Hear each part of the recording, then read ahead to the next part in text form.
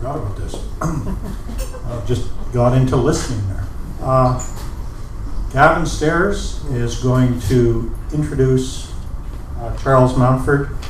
And Gavin Stairs is the publisher, I believe, of Charles Mountford's book, Gavin Stairs and Penn Kemp. Gavin.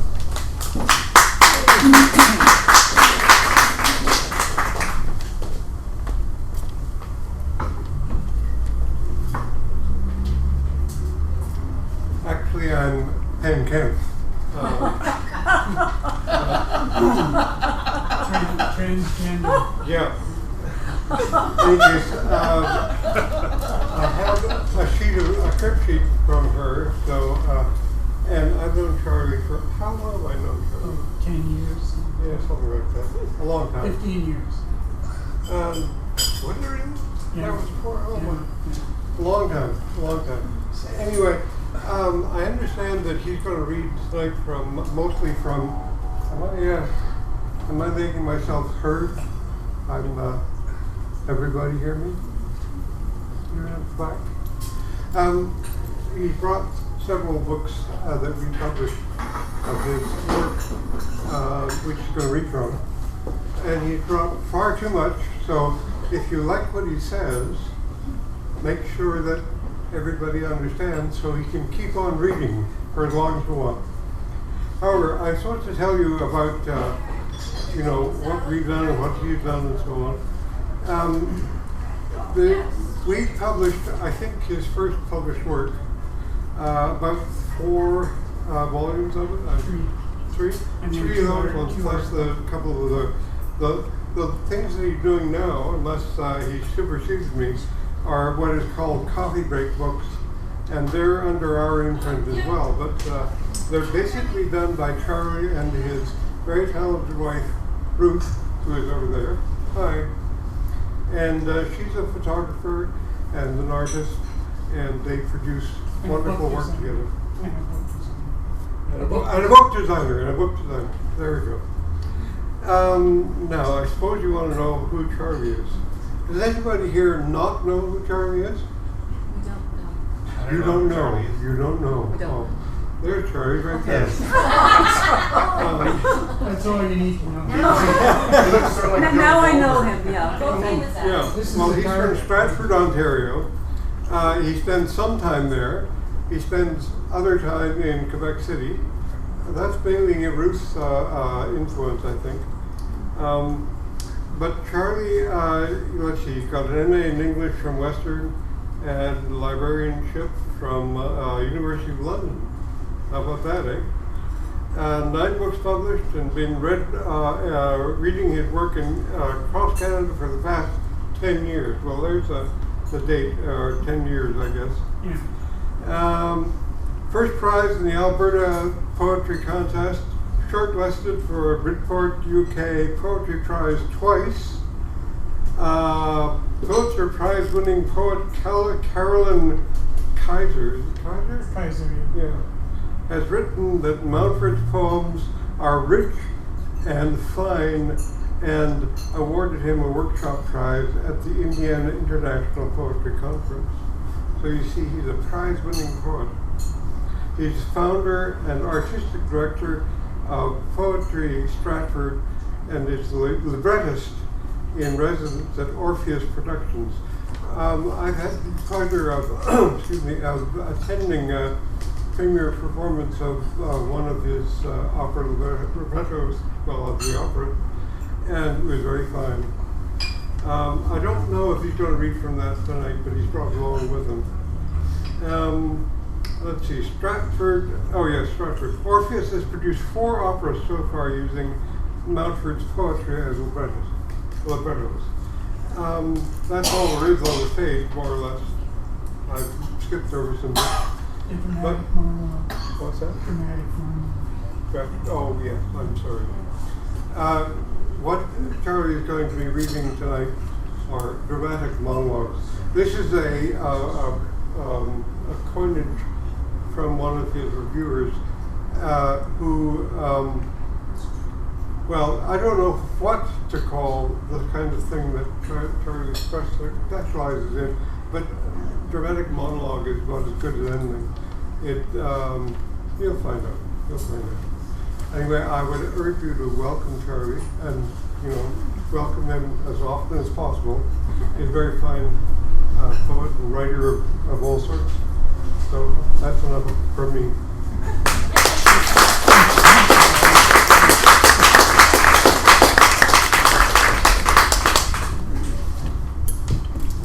I don't know how you follow an act like that. Quickly. What I'm going to, before I start reading, I should mention something about the books that are at the back. I was on the jury for the Gerald Lampert Prize last year, and what they give you is, if you're on the jury, is a whole bunch of, you get to keep the books that are entered for the prize.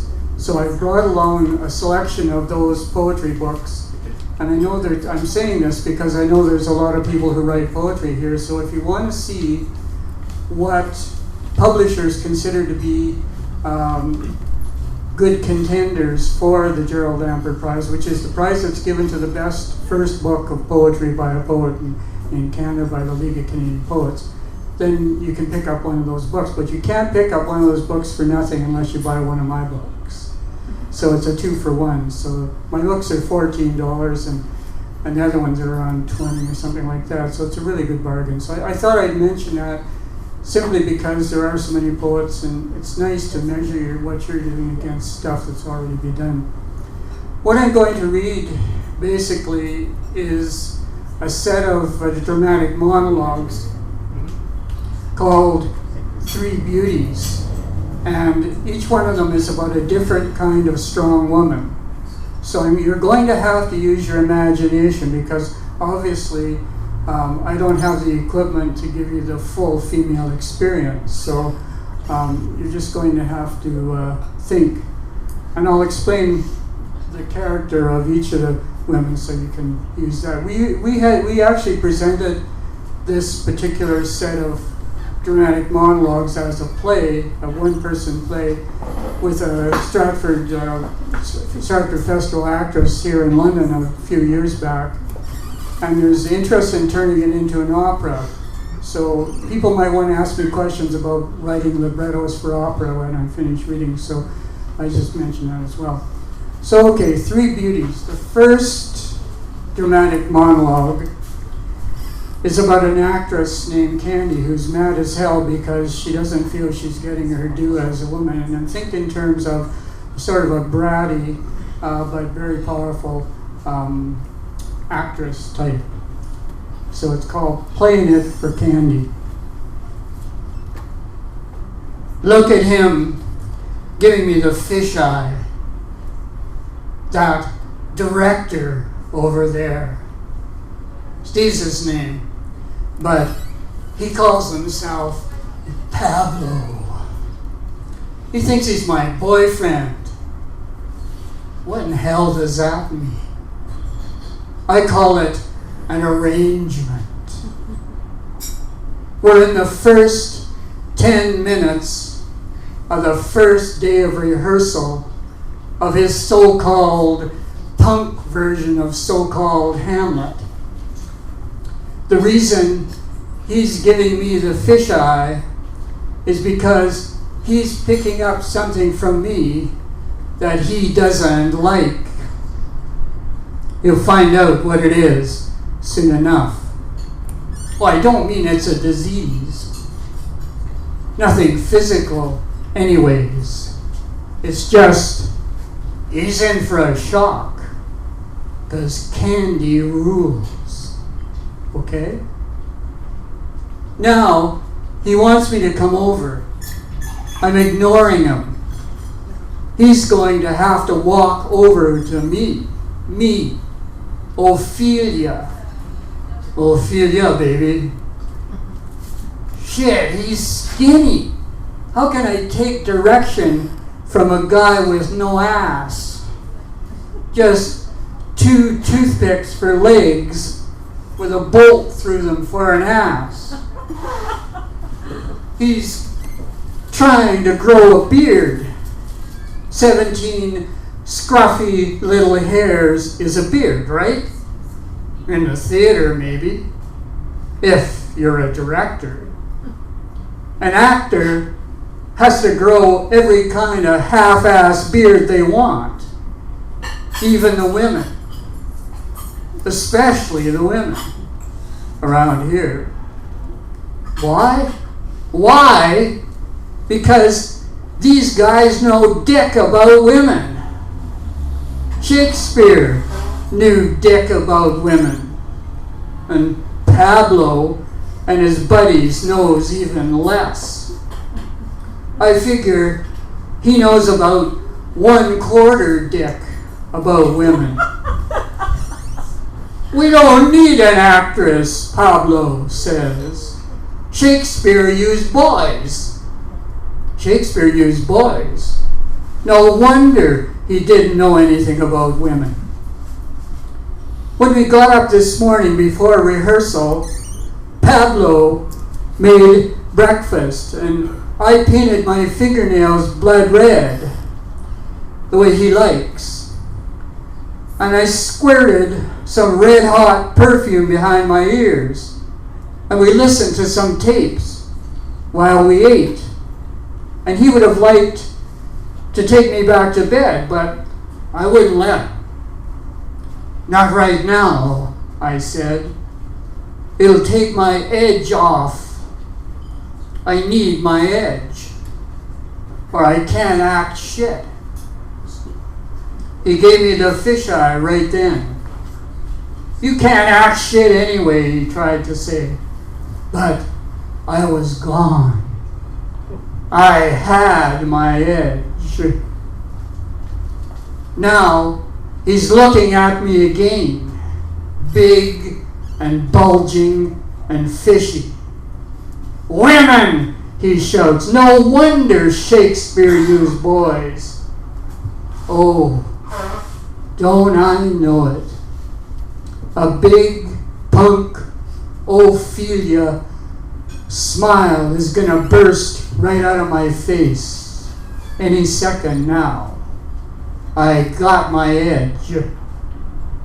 I can play it all for candy bars now. Whatever I want, whatever he doesn't want.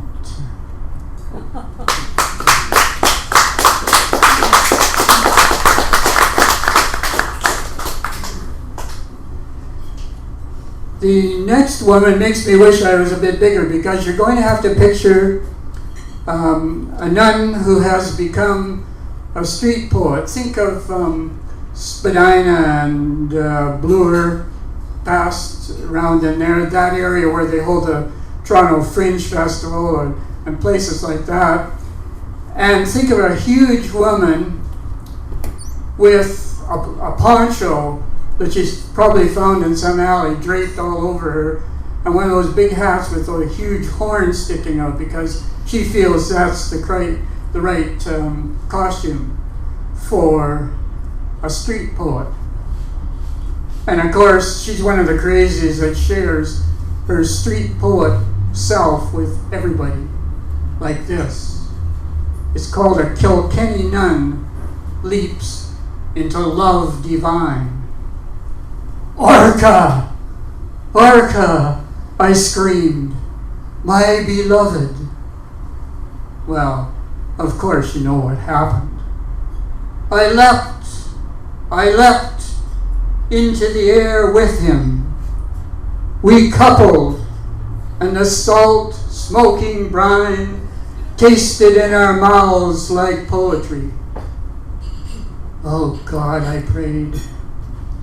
Poetry salted my mouth, and my tongue swelled, and my eyes blazed bright as the shield of the Archangel Michael, who guards forever and ever the slammed shut and forbidden gates of paradise. I scrambled over the convent wall, and I was free. Mentally, I was free from their walls long ago, of course. But that final leap of faith, my body would not, could not do until now.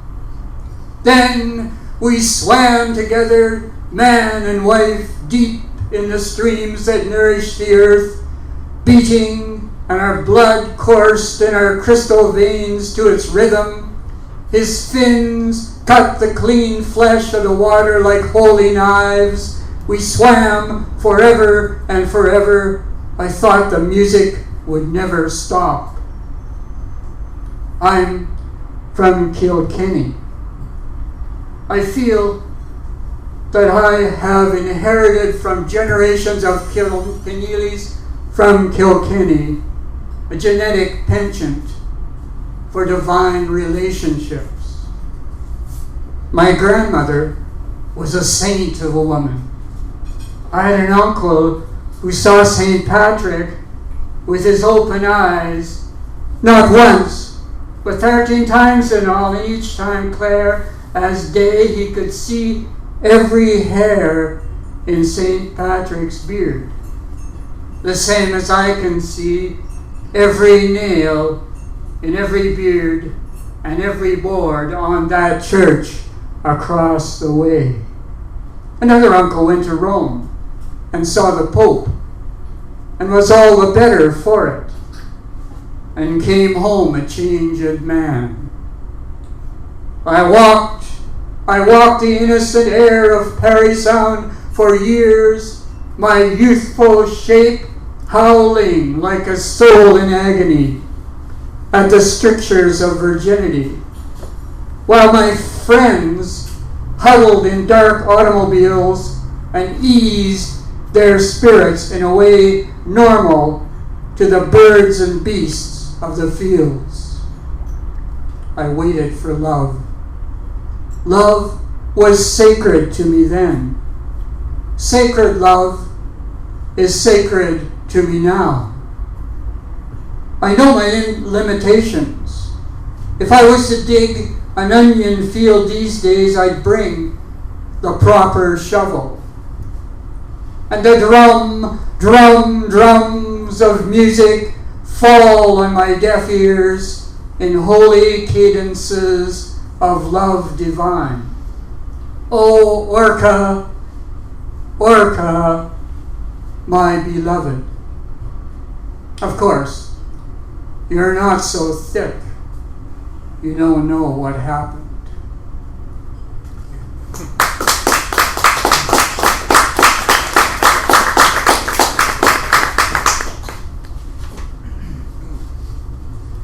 You may or may not know that this year, if she was still alive, Billie Holiday would be 100 years old. I think it is Lady Day.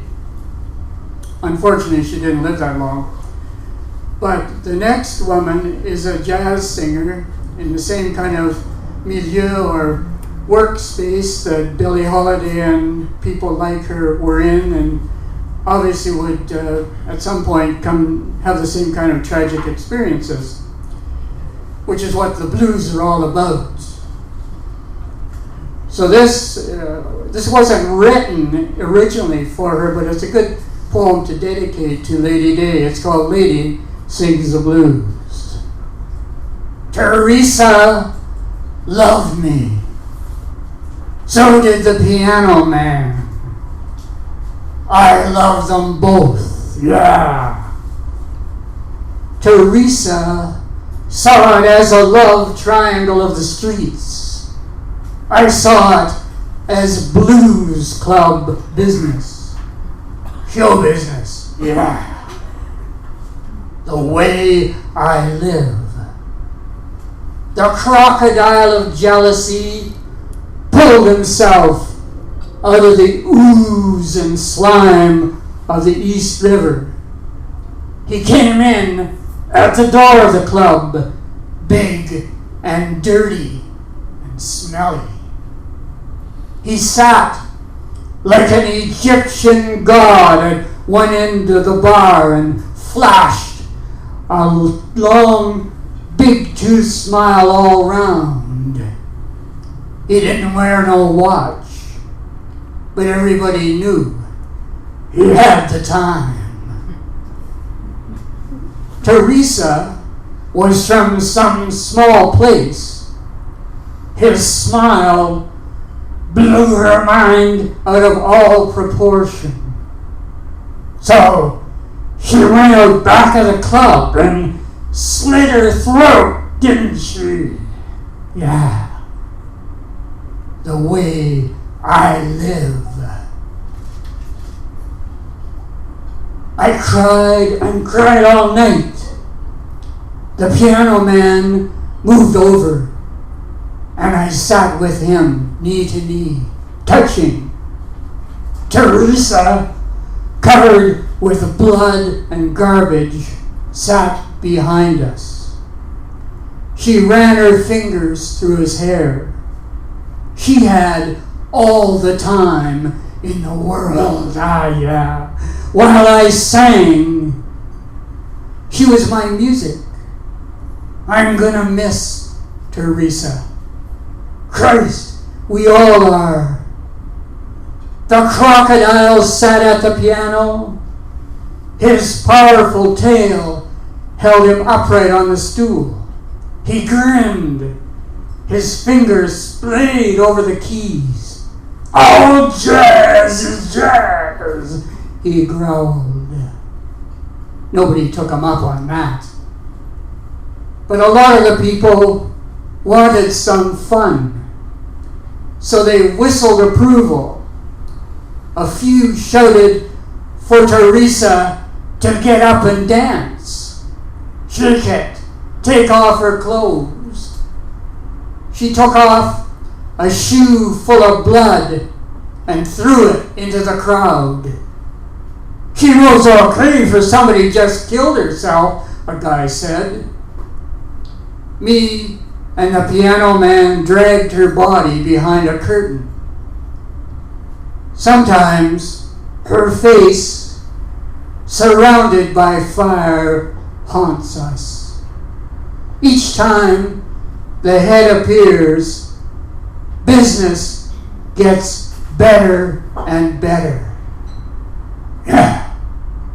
And through it all, the crocodile played piano blues. 12 bars, very strong, with lots of hidden meaning. Thank you.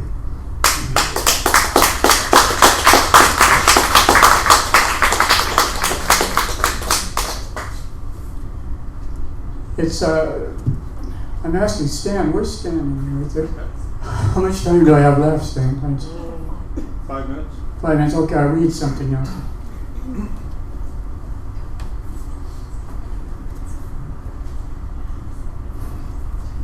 As was mentioned when my introduction was being given, my wife and I live part-time in Quebec City.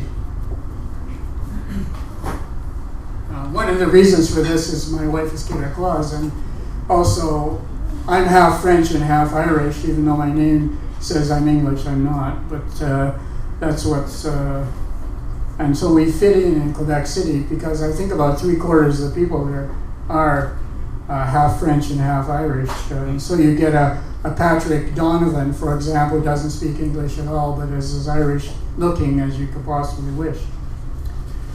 And so I wrote a poem called Betty and Henri, a love story, which is set in Quebec City. We have a set of slides, but my wife did photographs, and if you want to, this book is for sale, and the photographs of the streets as the people in the story, in the love story go through those streets. Betty and Henri, a love story.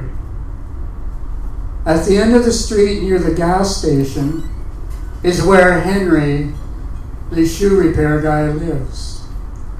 In a 3-room apartment above his shop, with the smell of leather and shoe polish all day, every day. Henri yearns after Betty, who walked past his shop one morning a long time ago. He can't forget her. He didn't know who she was, but who could forget those neat, practical shoes she wore? Shoes like that, handmade and treated properly, were like fine horses, combed and curried in the prime of life. Betty seemed to be going somewhere, but who knew where for sure? She was walking, that was true. A little girl in a dress the color of faded roses seemed to be with her, but again, that was not totally clear. Was the girl her daughter? Henri spent many yearning nights thinking about this. Betty was his unsolved mystery, his open book that so far he had not finished reading, his love puzzle yet to unfold in his hands. What we don't know about Betty, what makes Betty Betty, quite frankly, we don't know. We care, oh yes, we care a lot. But caring and knowing to care, well, we see her not too tall, slightly more than a little plump. What could be a worried expression on her face? Not that we're saying she's worried, mind you. Lordy, no. We just don't know. And that corner where she is standing, could that be a bus stop? It looks like a bus stop. Buses stop there, but that could be by accident. Every time a bus stop, Betty looks up timidly and begins, it seems, to move, and we say, yes, go get him, girl. Because the bus driver, a bearded giant in overalls and a uniform cap, has his arms open wide, welcoming Betty aboard his bus. We don't go in much for lip reading, but any fool could guess what he's saying. He is saying in a deep, manly, yet non-threatening and certainly not overtly sexist way, yes, this is my bus. Come aboard. Everyone is welcome. This is bus country. Only exact change, please. But Betty never gets on the bus. Maybe she doesn't have the exact change. This is possible, we just don't know. How long will she have to stand there? Until she does have the exact change? We don't know that either. All that we know is that she is Betty. And that sweet little girl with the stuffed animal, is that Betty's daughter? She's as much a puzzle as Betty.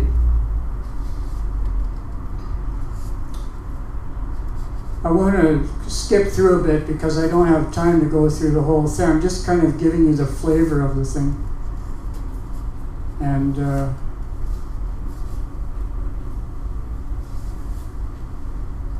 Henri, the birds, the bees, etc. When the bee finally makes his move on the innocent rosebud, Henri is interested but tries not to get involved. This is not easy. He is the type of guy who just has to hand out advice. You know the kind. You may in fact be that kind yourself. The kind who cannot see love blooming underneath his nose without also seeing the end of each season of love. Henri cannot help himself. He knows that, sooner or later, winter follows infatuation, and while love's road is paved with good intentions, frost is the ultimate answer to fire. Betty and Henri, to skip ahead, are married now, we think. We don't, however, know that for sure. No one does. One day they went, we want to believe, for a walk, and during the walk turned left instead of right, and then left again, and became lost in their own town. Not too far, we think, from home, but it could have been miles for all we know. Anyway, it got all twisty in there, and all the houses looked the same, and the Furies came out of an alley at them. Not the Furies from the old Greek stories. That's too much to expect you to believe even in our town. These were the Furies that do street theater and mime and folk dancing, enough to make you say, hey, I didn't ask for this. And finally, The same little girl as always. The same little girl as always walks with Betty on the street. Her daughter, perhaps. Don't blink. She may disappear. She wears a tiny coat of mink with a hood and real stars in her hair. We watch them slowly wander by, following exactly a line of longitude, trailing forever starlight and mystery behind them.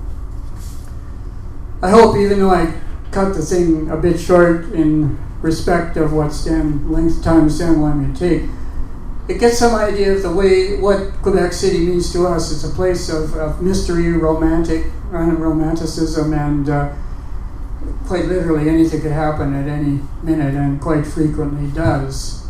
So I hope I managed to get that across to you.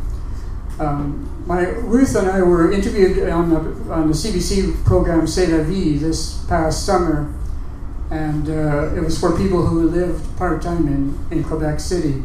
And if you want to hear the interview, it's probably archived on, I think it was in June or July, and it's archived on C'est la Vie.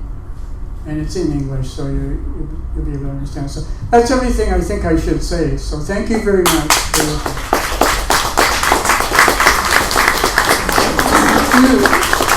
Do you have any questions to ask me now, or remarks or anything like that?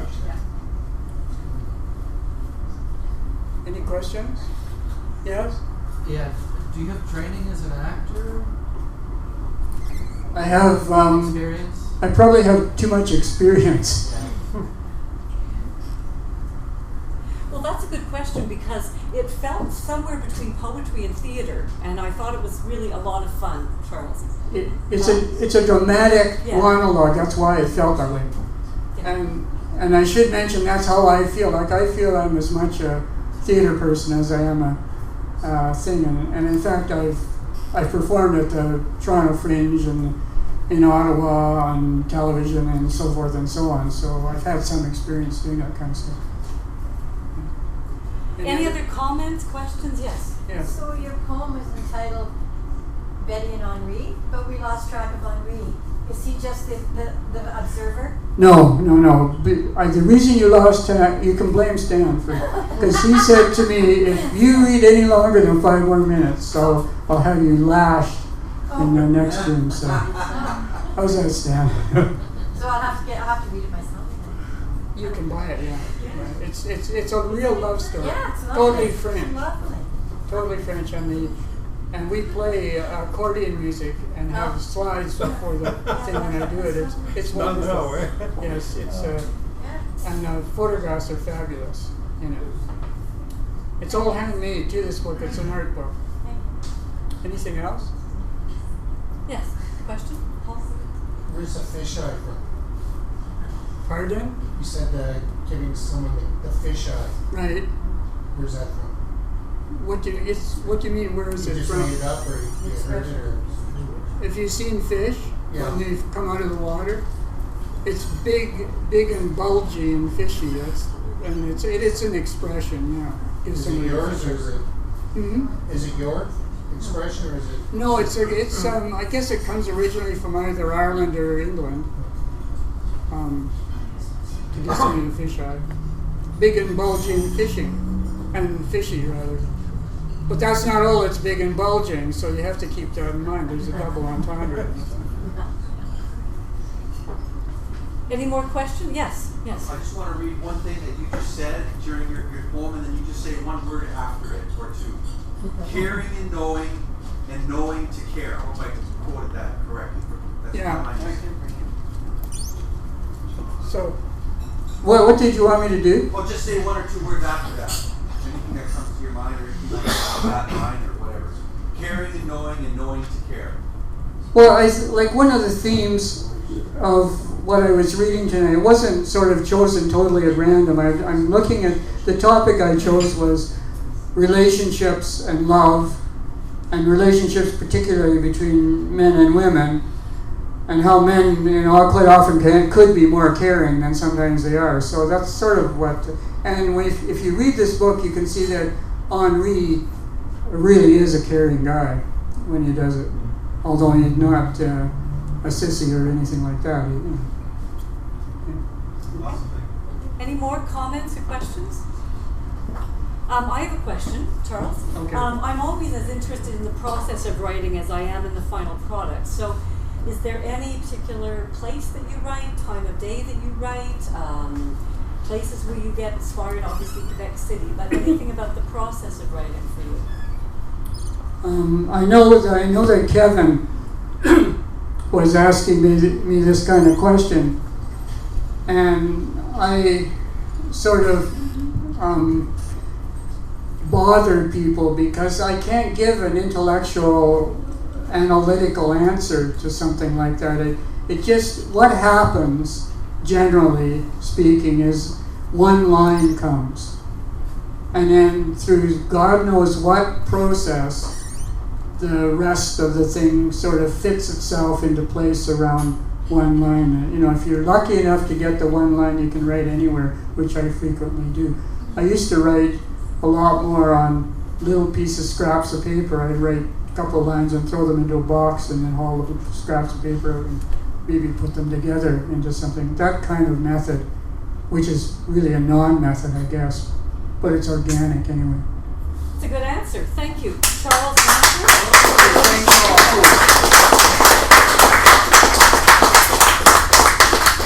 Thank you all for coming, and don't forget about the books back there because they're a real bargain at the price.